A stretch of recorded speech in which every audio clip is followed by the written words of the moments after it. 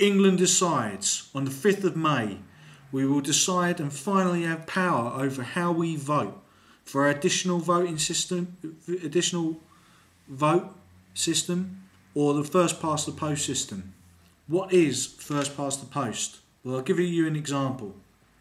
Say candidate A wins 25% of the vote, 25 votes, he wins. Candidate B gets 22 votes, they lose. Candidate C gets 21 votes, they lose. Candidate D gets 18 votes, they lose. Candidate E gets 14 votes, they lose. Under first past the post voting system, the highest polling candidates are elected. Candidate A has 25 votes, although there are 75 votes recorded for the other candidates. The situation where the highest polling party wins all seats available, as in the American Electoral College, further distorts the representative value of the first past the post voting system.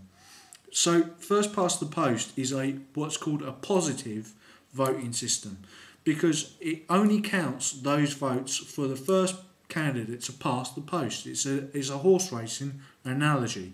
All the other votes are wasted. So 75 votes in all were cast for the candidates, but the first one got 25. So they were the first rapidly successful candidate, and all the other votes, as I said, were wasted. There was no representation for any of the other votes in the system. What is AV? AV voting system is the additional vote system.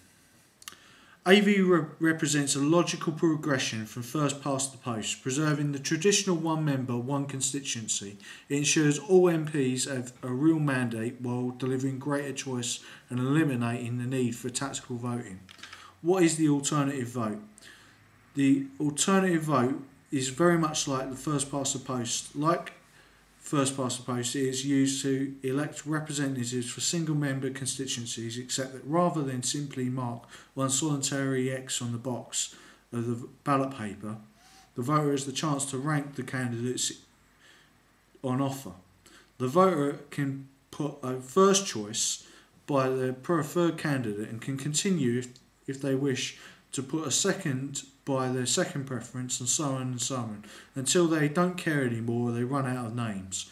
In some AV elections, such as most notably the Australian elections, electors are required to rank all candidates, and I personally would also make it a law that you should vote, because first past the post gives more power to those who are not voting than those who do, because, as I said, all the votes are wasted, so therefore, apart from the person who actually wins.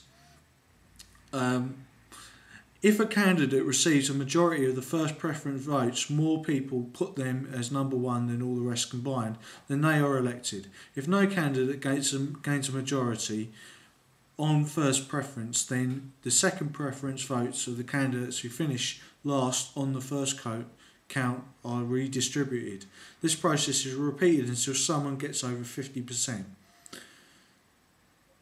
All MPs would have the support of the majority of their voters. Following the 2010 election, 2/3 of MPs lacked the majority support, the highest figure in British political history. It retains the same constituencies, meaning no need to redraw boundaries and no over erosion of the constituency MP link. It penalises extreme parties who are unlikely to gain many second preference votes. It eliminates the need for tactical voting. Electors can vote for their first choice candidate without fear of wasting their vote.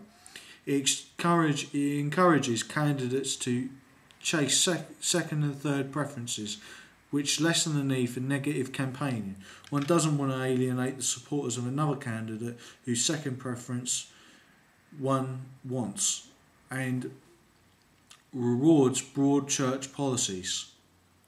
So there you have it, the case for AV there.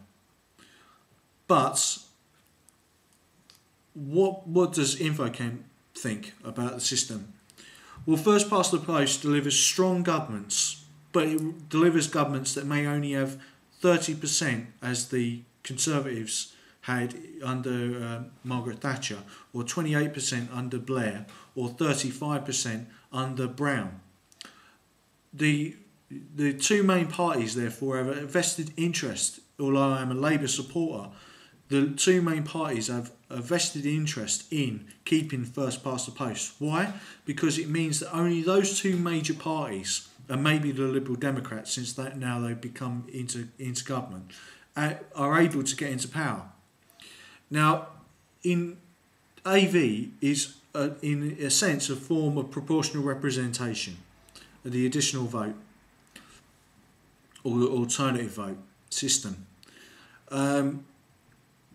Because you're representing everyone in the community, and everyone gets the chance to vote without wasting their vote. So AV is a negative voting system, because it decreases the chance of you almost voting against the people who you don't want to be in power, rather than voting just for the people you do want in power. So therefore the majority of votes are used now and are not wasted. So it is progressive. AV is a progressive form of voting, and I would say I would support the additional alternative vote system rather than first past the post, because we've seen what that delivers. That delivers negative campaigning, overly powerful governments with minority support, and very stratified and antagonistic party systems. Although this coalition is the meeting of two different parties, it is essentially two neoliberal parties merging together to form a conservative neoliberal alliance. Because although the Liberal Democrats may say they believe in equality, they've allied themselves with the people who are the arch enemies of equality and freedom, the Conservative Party, in my opinion. But that is my little slant on it as a Labour supporter. But what would an AV Parliament look like if it was elected? Well, we would have a system probably much more like Germany or Australia, where AV is used. In Australia, AV is used. In Germany, they have a proportional representation system. So a main party, such as the Social Democrats or the Angela Merkel's party, the Christian Democrats, may ally themselves with a nationalist or a Green party, and so therefore they'll be able to say the things that they have prevented from saying by the fact that other parties are less popular than theirs and they don't want to have negative attention. They will be more free to say what they want to say. They will be free to say things that I would agree with, that we need clean energy because of the terrorism threat and the threat to the environment, that we need curbs on immigration because there's too much immigration to the EU from non-EU countries, that we need to be able to choose candidates with a mix of ideas, because although broadly I am a social democrat, I am a Labour supporter, and I want social democracy and the economy to work to the point of maximum social benefit, the other parts of of my manifesto as a human being require that I vote in different ways. So there will obviously be, my first choice would be the Labour Party, but then again I might want to choose one of the Green parties or anti-immigration parties as my second preference. And the AV vote gives me that chance. It's not. It does eliminate tactical voting in that respect, because eventually you will get to the point where Labour or the Conservatives or the Liberals or the Green Party or whoever it is will get to that 50% margin, which will give them legitimacy. Thank you for listening.